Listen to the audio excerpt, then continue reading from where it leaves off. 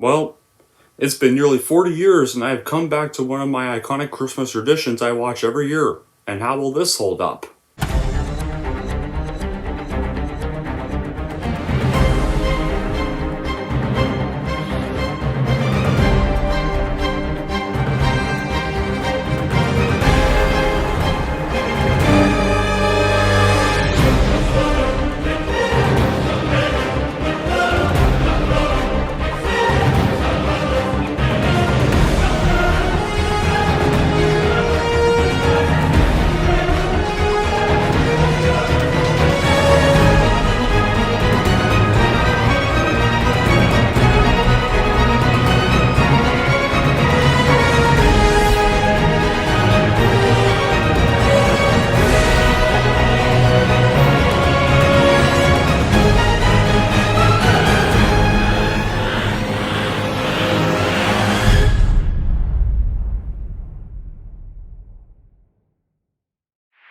Hey everyone, it's Don G. Corleone here, and I am here with a brand new movie review. And this movie review is going to be for a new release that has just come out to streaming today.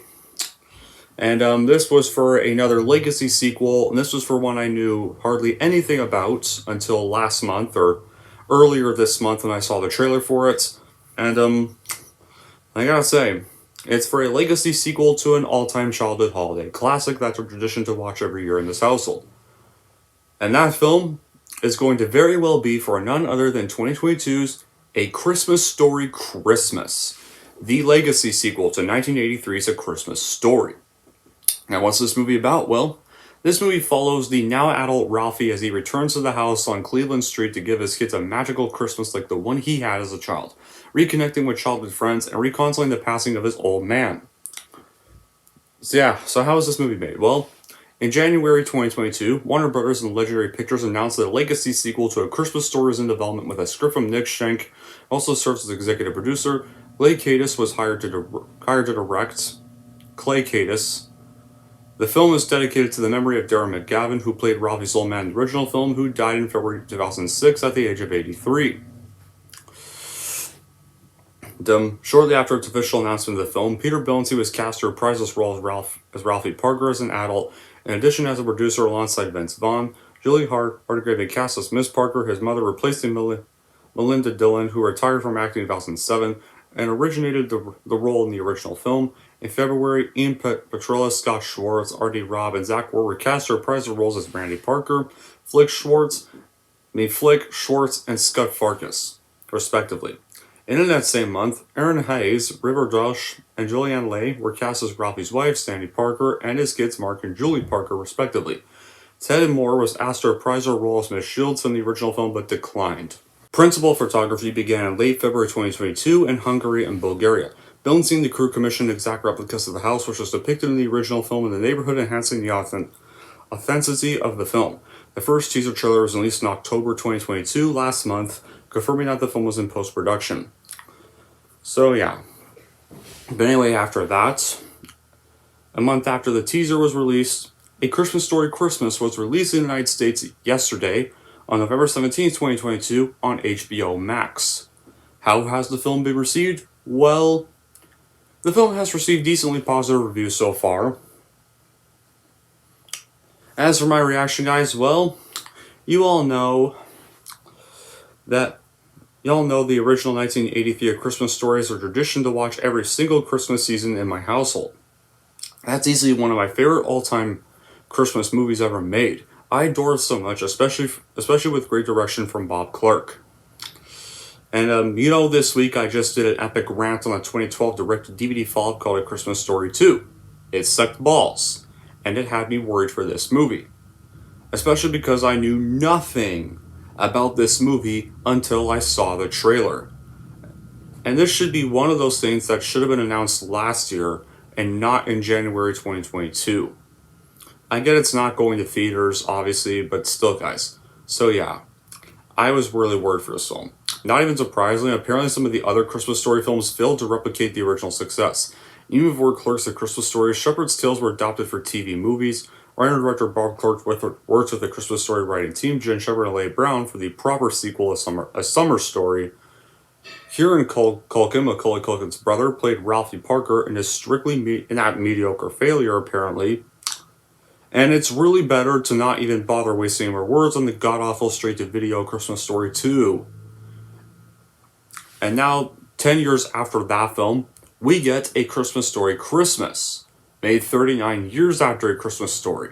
And this movie set 33 years after the first movie. And this film takes place in about 1973. So anyway, back to my reaction, guys. I watched this film yesterday, and I will say this. It was not bad for a Years Too Late Legacy sequel. It was no Top Gun Maverick for sure, but it was still miles better than a load of other worst Legacy sequels I've seen this year. It was better than Halloween Ends. It was better than TCM 2022. It was definitely better than Home Sweet Home Alone. In fact, this was exactly the movie Home Sweet Home Alone should have been. That should have been about grown-up Kevin and stuff. It could have been about Kevin. That could have been about Kevin all grown up, not the disaster we got with that film. And it was so fucking better than The Matrix Pisserections. I will definitely give it that. Unlike last year's Home Sweet Home Alone, this film was a true companion piece that was made to be viewed back to back with the original from a mere 4 years ago, give or take. Like, all the characters are back, Ralphie's back, Flick's back, Randy's back, Scott Farkas is back, to name a few. And pretty much all the same actors are present to play them. It's like taking a trip down memory lane, I'd have to tell you. The new movie, in its mild way, is less snarky and more sincere. Nostalgia here is more casual and home fun. It's for like dial phones and manual typewriters, and for the early 70s prices, for the relatively low maintenance bar stuff for Christmas presents. And there's even a funny bit about Christmas carolers, like pretty much Ralphie's mom even says it best about them. They're like ticks, and once they get to your door, you can't get rid of them. And I really like the scene when Ralph and Sandy have to explain to their kids to lower their expectations for Christmas, which kind of carries a pin of reality in these insecure and inflationary times. And not surprisingly, the sequel features a plethora of throwbacks and flashbacks to the original, including film clips to jog your memory in the unlikely event that you haven't recently rewatched parts of it while channel flipping on Christmas Eve. One of the characters again falls victim to a triple dog dare. And yeah, pretty much how this goes is Flick kind of in a way gets his revenge on Schwartz. Schwartz triple dog dared to stick his tongue to the pole. And we also have another moment where Ralphie engages in a rich fantasy life, including a homage to vintage westerns featuring the character Black Bart.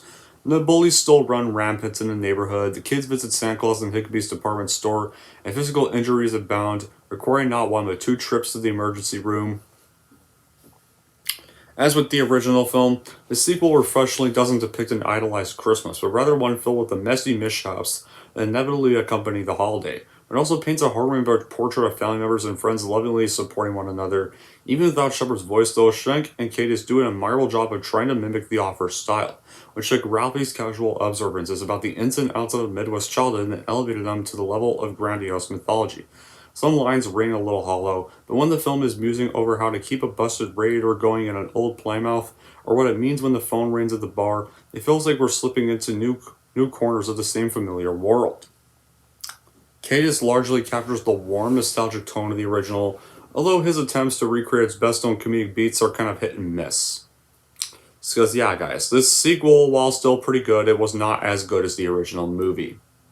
There's a sequence where Ralphie tries to bargain for a Christmas tree just like his father as a whiff, but there's just as many moments where the film puts enough of a twist of the familiar to keep it fresh.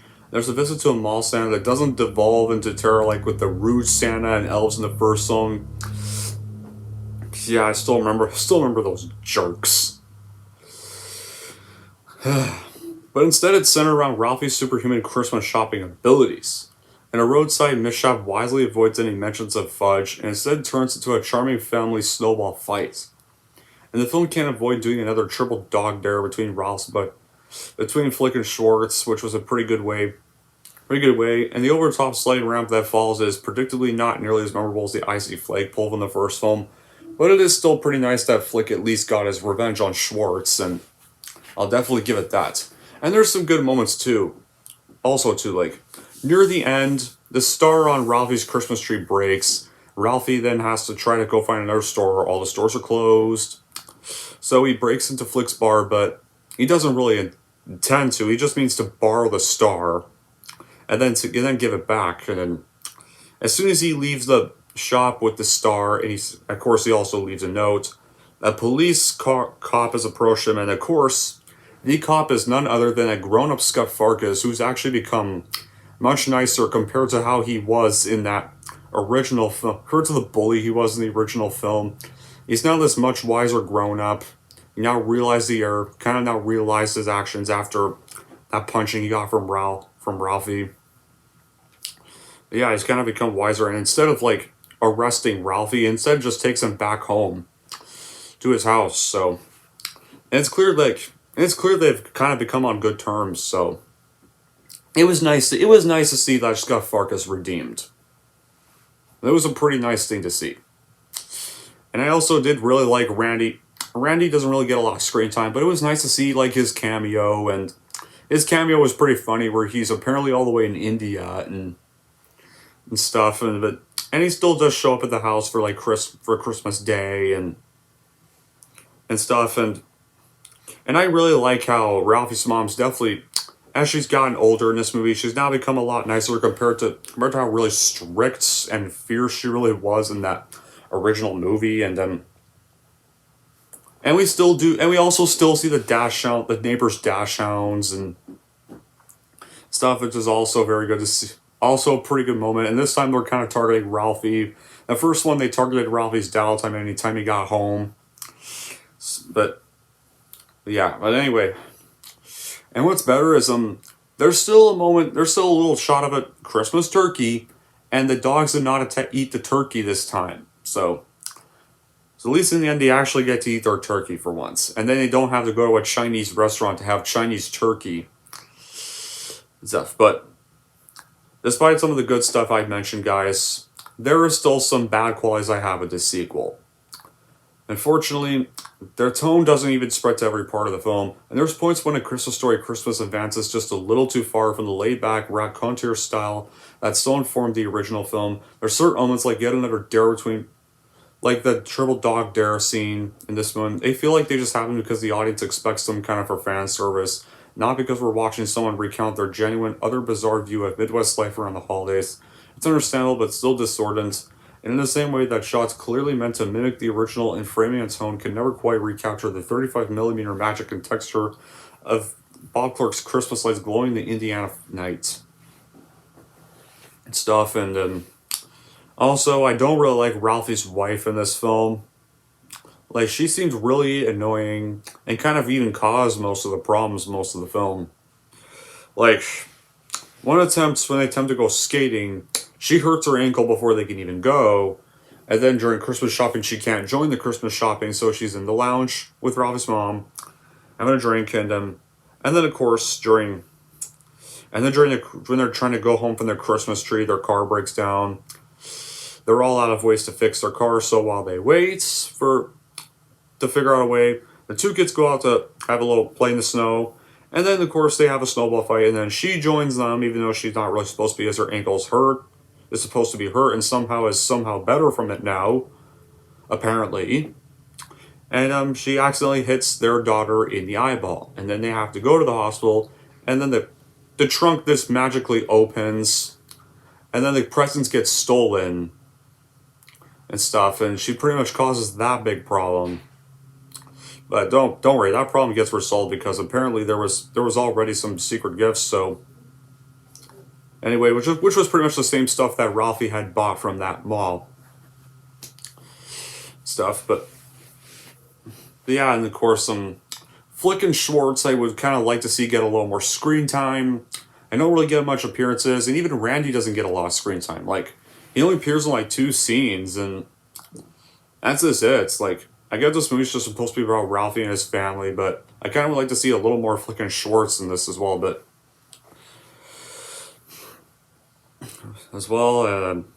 And also that there's a subplot with the bullies and Ralphie's 2 kids, and I feel like this was just made to kind of rehash the bully subplot in the first film. It didn't really have much reason to be in there. Really, I don't think we really need to see another bully subplot. Like they just kind of just wanted to do the first film subplot with the bullies again, and that wasn't as nearly as memorable as a conflict between Ralph and Scott. Either. Not even the bullies' comeuppance in this movie wasn't nearly as well deserving as Scott's was. Like in this one, the bullies just basically get their snowmobile sabotaged by a snowman with a wood block in it. So that's it. Basically, it's their snowmobile just gets destroyed. It's not very entertaining comeuppance, I gotta say. But however, and I feel like this movie should have came out in 2012 instead. We could have had this instead of that direct-to-DVD garbage. This would have been better. I feel like this should have been called Christmas Story 2. But anyway, despite those bad qualities, A Christmas Story Christmas is a pretty good legacy sequel to watch if you adore the 1983 masterpiece and want to see Ralphie return all grown up. You definitely will not want to shoot your eye out after watching this. Anyway, that's it for my review of A Christmas Story Christmas. If you're wondering how I'm going to rank A Christmas Story Christmas, here's how I'm going to rank this movie. So overall, if you're ready to see Ralphie and the gang either all grown up or old age, then I would recommend streaming this movie anywhere you can find it, but don't expect something like Top Gun Maverick. And if you're wondering how I'm going to rank A Christmas Story Christmas, I'm going to give A Christmas Story Christmas a 7.5 out of 10. There we go. That wraps up my review for A Christmas Story Christmas. So, I gotta say, if you guys are about to see the movie or did see the movie, I want to know in the comments below what you guys thought of the film. I'm interested to hear some opinions. Interested to hear if this sequel worked for you, if the sequel did not work for you. I'd like to see some opinions, but as long as they're respectful. And until then, guys, that'll be it for this review. Thank you all for watching. And if you like this and want to see more, then don't forget to like, subscribe to Don G. Corleone.